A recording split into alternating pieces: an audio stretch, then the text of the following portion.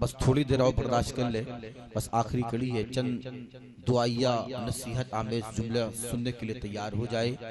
मैं नबीरे आला हजरत शहजादा हुजूर कमरुल उलमा शेख तरीक़त रहबरे रह शरीयत हजरत अल्लामा मौलाना उमर रज़ा खान साहब क़िबला मद्दसुल आली व नूरानी की बारगाह मरीज़ा पेश करता हूँ कि हजरत माइक पे तशरीफ़ लाए और अपने नसीहत आमेज जुमलों से सामीन को महसूस फरमाए। आइए हजरत के इस्तकबाल फलक शगाफ नारों से कर लिया जाए। नारे तकबीर, नारे रिसालत,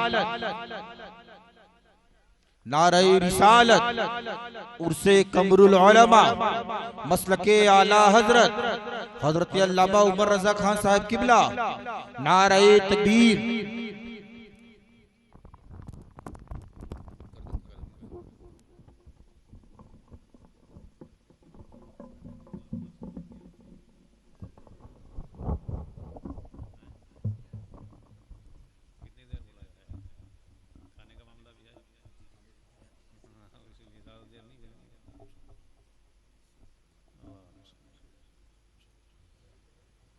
जुमला हाज़रीन अस्सलामु अलैकुम व रहमतुल्लाहि व बरकातुहू।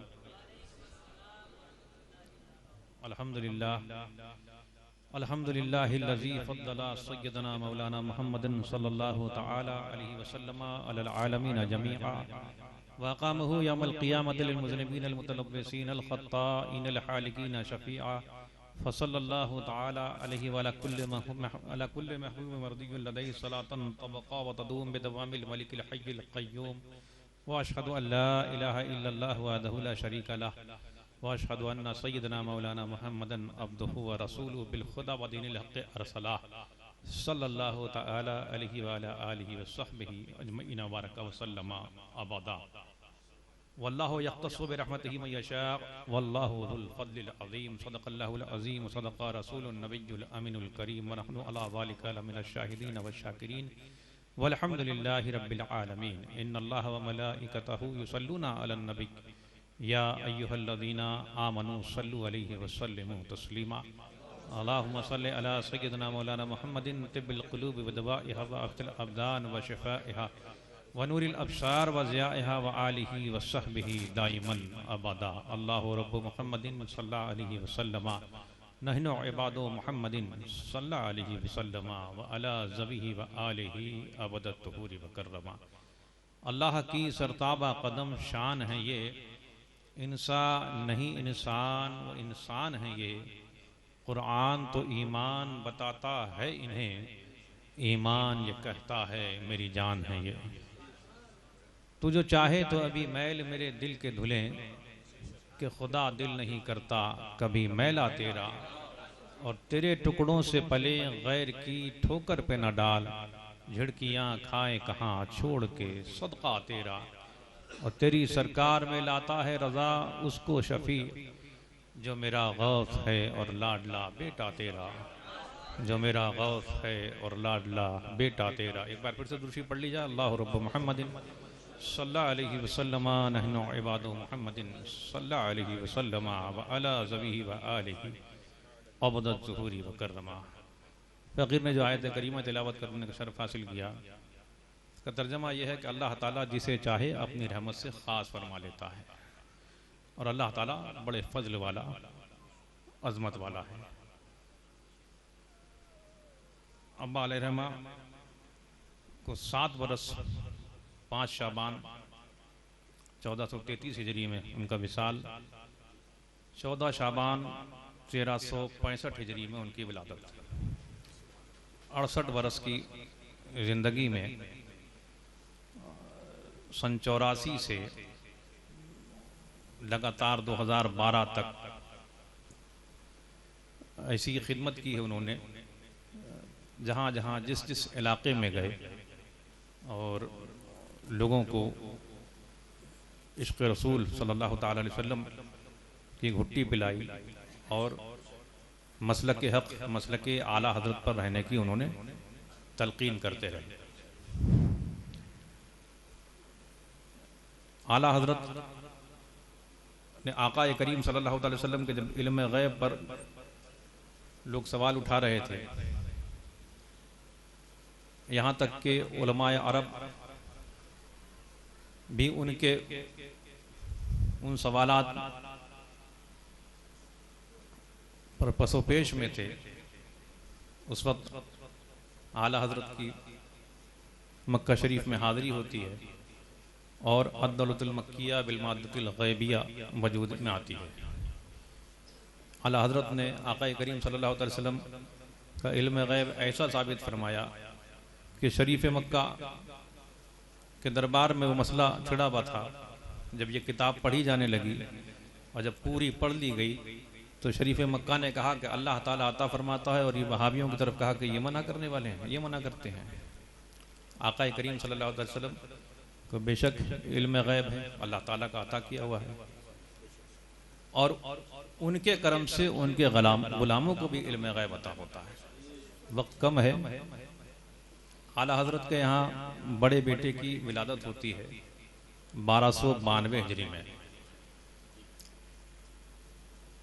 ग़ुयूब ख़म्सा में से एक गैब ये भी है कि कौन कहाँ मरेगा ये नहीं जानता, मगर अल्लाह के नेक बंदे, अल्लाह उसके रसूल के फजल करम से ये भी जानते हैं कि कौन कहाँ मरेगा और क्या करेगा। आला हज़रत के यहाँ 1292 में बड़े बेटे की पैदाइश होती है और आला हज़रत नाम रखते हैं हामिद रज़ा। हामिद रज़ा, उनकी उम्र शरीफ 70 बरस की होती है। हुज्जत इस्लाम का लक़ब उलमाए इकराम उन्हें देते हैं। 1362 हिजरी में उनका विसाल है, 17 जमादिल उला 1362। हामिद रज़ा को ज़ुब्र बयाना में उसके अदद आते हैं 1362। 1292 में आला हज़रत ये देख रहे हैं और नाम ऐसा रख रहे हैं कि 1362 वही उनका सन्ने विसाल हो रहा है, उसके जो अदद हैं ज़ुब्र बयाना में। और फरमाया आला हज़रत ने कि अना मिन हामिद व हामिद मिन्नी। ये आक़ा करीम सल्लल्लाहु अलैहि वसल्लम ने इरशाद फरमाया कि अना मिनल हुसैन व हुसैन मिन्नी, कि हुसैन मुझसे हैं और मैं हुसैन से हूँ।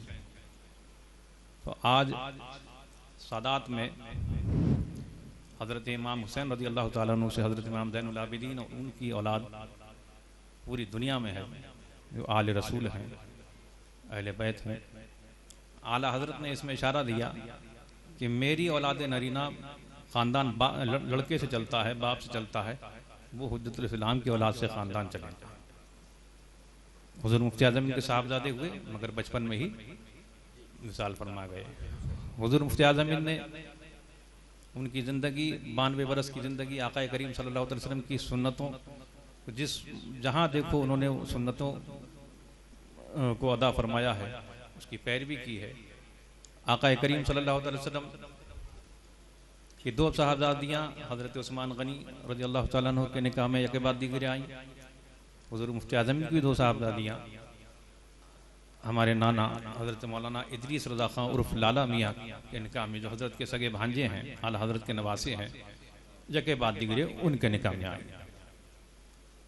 हज़रत के साहबजादियाँ रहीं 6 साहबजादियों की हम लोग औलादें हैं। हज़रत की 12 औलादें हुई, जिनमें 6-7 साहबजादियाँ जो हैं जिनकी शादियाँ हुई, औलादें हुई, मगर 6 की औलाद जो है, नस्ल जो है, वो आज है। मंजरी वाली जो साहबजादी थी वो हज़रत के सामने ही विसाल फरमा गई और उनके बच्चे उनके सामने विसाल फरमा गए थे। वो हमारी बड़ी नानी हुई, यानी मौलाना इदरीस रज़ा खां साहब की पहली बीवी, जिनके बारे में हुज़ूर हुज्जतुल इस्लाम फरमाते थे उनका नाम था अनवार फातिमा, और एक साहबजादी और इनका नाम था सारा फातिमा। फरमाते थे कि अनवार आलिमा थी और सारा आलिमा है। तो बच्चियों को भी पढ़ाना चाहिए और बच्चों को भी पढ़ाना चाहिए, बुजुर्गों का यही तरीक़ा रहा है। आला हज़रत के पोते जिनके लिए आला हज़रत ने जिनको फरमाया कि मेरी ज़बान है, शहद चटा रहे हैं अपने पोते को और ये शेर फरमा रहे हैं कि लिवा के तले सना में खुले रज़ा की ज़बान तुम्हारे लिए। तो ऐसी रज़ा की ज़बान हुए कि दुनिया उन्हें मुफस्सिर आज़म हिंद के नाम से जानती है। उनकी तकरीरें हम लोग वो दौर नहीं रहा, आज के दौर में उनकी तकरीरें अगर महफूज होती और लोग सुनते, जिन्होंने सुना वो बताते हैं कि एक एक डेढ़ घंटा एक एक आयत पर, मतलब ऐसे ही मुफस्सिर आज़म का लक़ब नहीं मिला है, बल्कि इस तरीके से तफसीर फरमाते थे। और क्यों ना हो कि भाई आला हज़रत के पोते हैं, इस्लाम के साहबजादे हैं, और जिनको आला हज़रत फरमा रहे हैं कि मेरी ज़बान है, तो फिर सोचो ज़बान कैसी होगी, क्या मामला होगा। उनके यहाँ चौथे नंबर के बेटे कि जब विलादत होती है 14 शाबान 1365 हिजरी में, वो नाम रखते हैं मोहम्मद कमर रज़ा। मोहम्मद कमर रज़ा नाम रख रहे हैं, और ये नाम, इसके अदद जो है वही उनका सन्ने विसाल है।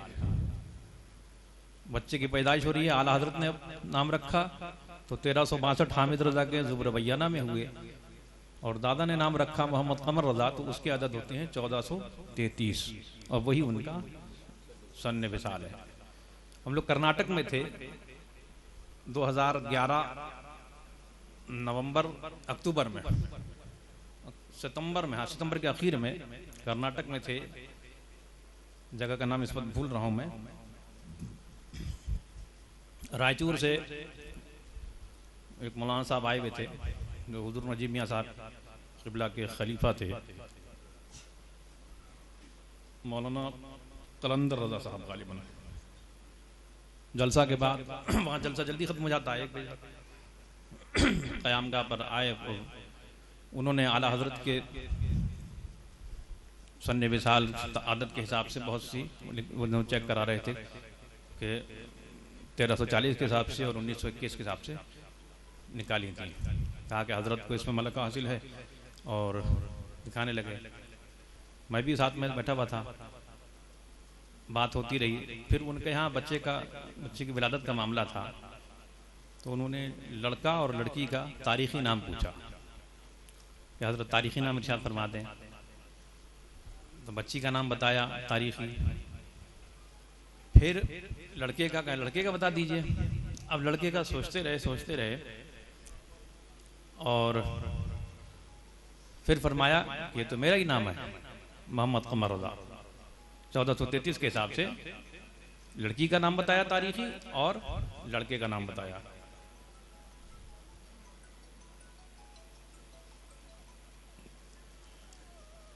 जब ये नाम आया, बहुत अच्छे मूड में थे, और उनकी आदत थी, लोगों ने देखा है यहाँ बनारस में भी, खूब खुश मिजाज थे, बहुत हंसते थे, और हंसी में बात हो रही थी। और फरमाया कि ये तो मेरा ही नाम है, मोहम्मद कमर रज़ा। और हंसते हंसते फिर खामोश हो गए। और मैं समझता हूँ कि उस वक्त फिर उनको इस बात का इशारा मिल गया कि यही साल आखिरी साल है। फिर उन्होंने जो है धीरे धीरे और वो जो एक मज़ा का मामला था उसमें धीरे धीरे कमी आती गई, और लोगों को अपने जाने की खबरें देते रहे। जगह जगह के लोगों ने बताया। कर्नाटक में एक मुरीद हैं सागर में सैयद ज़फ़र करके, उन्होंने कहा कि हज़रत कुछ जगह वगैरह ले ली जाए कि खानका के लिए। बहुत से लोग सोचते हैं अपने हिसाब से कि भाई, तो फरमाया कि मेरी तो जगह है। तो कहाँ है कि जब आओगे तो देखोगे। यही बात साहिब खाना जनाब अब्दुल कुद्दूस साहब भी बयान करते हैं कि मुझसे यही कहा था। तो ऐसे बहुत से वाक़यात हैं। बहरहाल सही मानम यह है कि कामयाब वो है जो ईमान के साथ जाए। ईमान के साथ गए, आगे की तमाम मंजिलें आसान हैं। और ईमान क्या है, नबी अकरम सल्लल्लाहु अलैहि वसल्लम की खूब से खूब मोहब्बत हमारे दिलों में हो। उनकी मोहब्बत हमारे दिलों में होगी तो जहन्नम की आग से हम दूर रहेंगे, जन्नत से करीब रहेंगे। हज़रत अनस रज़ियल्लाहु ताला अन्हु के यहाँ दस्तरखान लगा, दस्तरखान कपड़े का दस्तरखान मैला था, इशारा फरमाया, बांदी ने उठा करके तनूर में आग में डाल दिया और आग में से फिर निकाला तो कपड़ा बिल्कुल वैसे ही ठंडा है, उसको आग ने नहीं जलाया है और बिल्कुल साफ़ हो गया। वो दस्तरखान जो मैला दस्तरखान था आग में डालने के बाद बिल्कुल साफ़ हो गया। लोगों ने अर्ज़ किया कि ये क्या मामला है, तो फरमाया आका करीम सल्लल्लाहु अलैहि वसल्लम ने इससे अपने दस्ते अक़दस मस फरमाए थे। तो उस कपड़े की मामला हो गया जिससे नबी अकरम सल्लल्लाहु अलैहि वसल्लम के दस्ते अक़दस मस हो जाए। कि उसको आग नहीं जला रही है, हमारे दिलों में उनकी मोहब्बत है, हमें कैसे जहन्नम की आग जलाएगी। ऐ इश्क तेरे सदके जलने से छुटे सस्ते, जो आग बुझा देगी वो आग लगाई है। हमें बिल्कुल ख्वाजा के इस हिंदुस्तान में बेखौफ होकर रहने की ज़रूरत है और रहना चाहिए। ख्वाजा गरीब नवाज को आक़ा करीम सल्लल्लाहु अलैहि वसल्लम ने इस खित्ते का क़यामत तक के लिए सल्तनत अता फरमाई है। तो कौन ख्वाजा के इस मुल्क से निकालने वाला है? बल्कि जैसा आपने बयान में फरमाया, गालिबन वो जॉर्ज पंजुम था जिसने एक अजमेर शरीफ जब हाजिरी दी उसने, और जब वो वहाँ से लौटा तो उसने कहा कि हिंदुस्तान में इस कब्र से सल्तनत हो रही है, ये कब्र वाले जो हैं इसके सुल्तान हैं।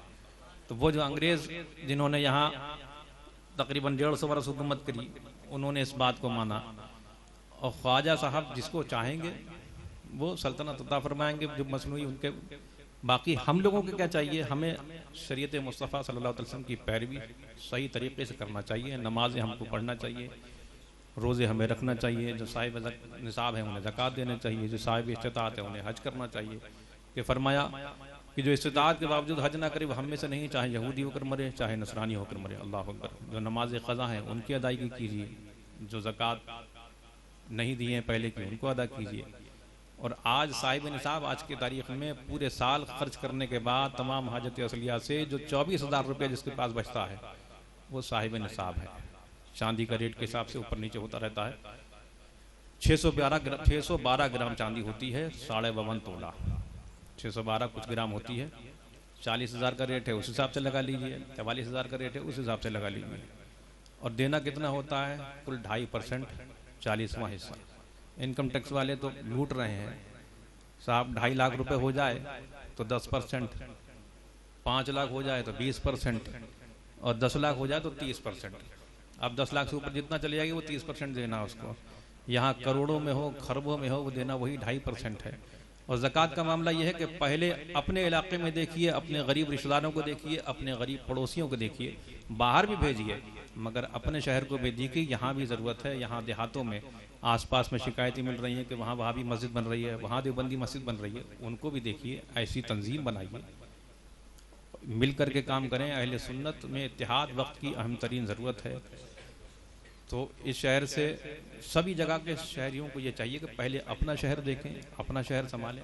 बाहर भेज रहे हैं भेजिए, बिल्कुल भेजिए, मना नहीं है, लेकिन उसका कुछ हिस्सा अपने शहर के लिए भी रखें और अपने शहर के जो उलमा हैं उनका ख़ास ख्याल रखें, क्योंकि असल मैदान में काम तो ये लोग करने वाले हैं। हम लोग तो आते हैं, 1 दिन रहे 2 दिन रहे, आए चले गए। हम वो काम नहीं कर सकते जो काम ये रात दिन रह के यहाँ कर रहे हैं। तो इन लोगों का ख़ास ख्याल होना चाहिए और इनकी ज़रूरतों का ध्यान रखना चाहिए। जब हम ये करेंगे, और ये मैं अपनी तरफ से नहीं कर रहा हूँ, ये आला हजरत ने फरमाया है। आला हजरत ने जो तजावीज़ 10 तजावीज़ आला हजरत ने फ़रोग़ अहले सुन्नत के लिए जो तदाबीर फरमाई, अगर उस पर अमल कर लिया जाता और अब अमल कर लिया जाए तो देखिए कैसे फ़र्क होता है। फिर कहाँ से ये सब आवाज़ें बंद हो जाएंगी, वहाँ भी बढ़ रहे हैं, वहाँ ये हो रहा है, वहाँ हो रहा है। वहाँ भी कुछ नहीं बढ़ रहे हैं। हम लोगों ने नरमी कर ली है, हम शादियाँ कर रहे हैं उनसे, हम उनसे कारोबार कर रहे हैं, हम उनसे उनके साथ उठ रहे हैं, बैठ रहे हैं। ये सब चीज़ें मना है। आक़ा करीम सल्लल्लाहु अलैहि वसल्लम ने मना फरमाया है। फरमाया कि बदमज़हब अगर बीमार पड़े तो उसकी आदत मत करो, उसे सलाम मत करो, उसके साथ नमाज मत पढ़ो, मर जाए तो उसकी नमाज मत पढ़ो, उसके साथ उठो बैठो मत, उसके साथ खाओ पियो मत, और उसके साथ शादी ब्याह मत करो। अब हमें अपना मुहासबा करना चाहिए। हम आशिक़ रसूल होने का दावा करते हैं तो दावा बग़ैर दलील जो है वो नहीं माना जाएगा। दावा के लिए अगर मोहब्बत का दावा है तो फिर अमल भी करके दिखाना होगा। नमाजों की पाबंदी कीजिए, मस्जिद में जमात से नमाज पढ़ने की आदत डालिए। आला हजरत का हम नारा लगाते हैं, मसला के आला हजरत का मामला तो ये था कि उनके पैर के अंगूठा में फोड़ा हो गया, पक गया, उसका चीरा लगाया गया, ऑपरेशन हुआ। शहर के मशहूर जर्रा बोले कि 1 महीने तक हजरत आराम फरमा लेंगे तो ये ठीक हो जाएगा। उस वक्त ऐसी दवाइयाँ नहीं थी, आज तो बहुत जल्दी ज़ख्म ठीक हो जाता है। आला हजरत कहाँ 1 महीने तक इंतज़ार करने वाले थे। 10:30 बजे 10 बजे ऑपरेशन हुआ है, ज़ोहर का वक्त हुआ तो आला हजरत ऐसे ही बैठे बैठे दरवाजे तक आ गए।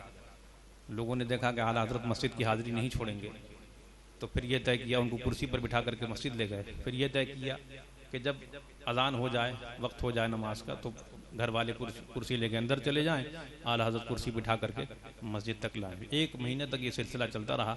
आला हज़रत ने मस्जिद की हाज़िरी नहीं छोड़ी, हालांकि उज़्र था, घर पे ही पढ़ सकते थे, मगर ये आला हज़रत की बात है कि उन्होंने जो है मस्जिद में बराबर आते रहे और नमाज़ें पढ़ते रहे। हमको भी जो है हुकूकुल्लाह की भी अदायगी करना चाहिए, साथ ही साथ हुकूकुल इबाद की अदायगी भी करना चाहिए।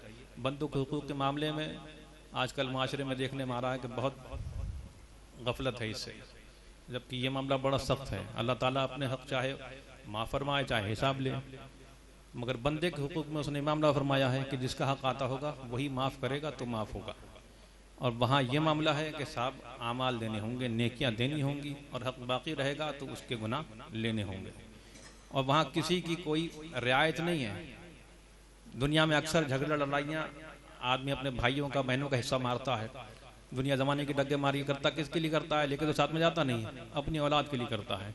वहाँ पर आप हाथ आलम ये होगा कि औलाद पर अगर हक़ हमारा आता होगा किसी माँ बाप का, तो वो उससे झड़क करके उसको मार करके उससे अपना वसूलेंगे। और जब हक़ मिल जाएगा, यानी हक़ क्या मिलेगा, उसकी नेकियां मिल जाएंगी, इनके गुनाह वो सर ले लेगा, तो ये तमन्ना करेंगे कि हमारा हक़ इस पर और आ रहा होता। वहाँ नफसी नफसी का आलम होगा। वहाँ कोई किसी का माँ बाप, औलाद, बीवी, कोई किसी का साथी नहीं है। वहाँ सिर्फ आक़ाए करीम सल्लल्लाहु अलैहि वसल्लम हमारे फरियाद रस हैं, हमारी फरियाद को पहुँचेंगे। और ये सब क्यों है कि हम तो मानते ही हैं, जो नहीं मानते हैं वो भी मानेगा, वो भी लगा रहेगा कि हमारी शफात, हमें भी शफात मिल जाए, हमारी बख्शिश हो जाए, मगर वहाँ उसका कोई काम नहीं आएगा, क्योंकि बख्शिश उसकी होगी जो ईमान के साथ जाएगा। असल मामला क्या है, ईमान के साथ जाना। ईमान के साथ गए, आगे की तमाम मंजिलें आसान है। तो फरमाया हुज़ूर उस्ताद ज़मान ने कि फ़कत इतना सबब है इनक़ाद बज़्म महशर का कि उनकी शान महबूबी दिखाई जाने वाली है। ऐ बरेली मेरा बाब जन्नत है तू, यानी जलवा गहे आला हज़रत है तू, बिल यक़ी मरकज़ अहले सुन्नत है तू, ये तेरी मरकज़ियत सलामत रहे, मसलके आला हज़रत सलामत रहे, मसलके अहले सुन्नत सलामत रहे, मसलके अहले जन्नत सलामत रहे। मिशल राहें दो उसूल खौफ़ खुदा व हुब्ब रसूल व मा अलैना इल्लल बलाग। सलाम पढ़ लीजिए।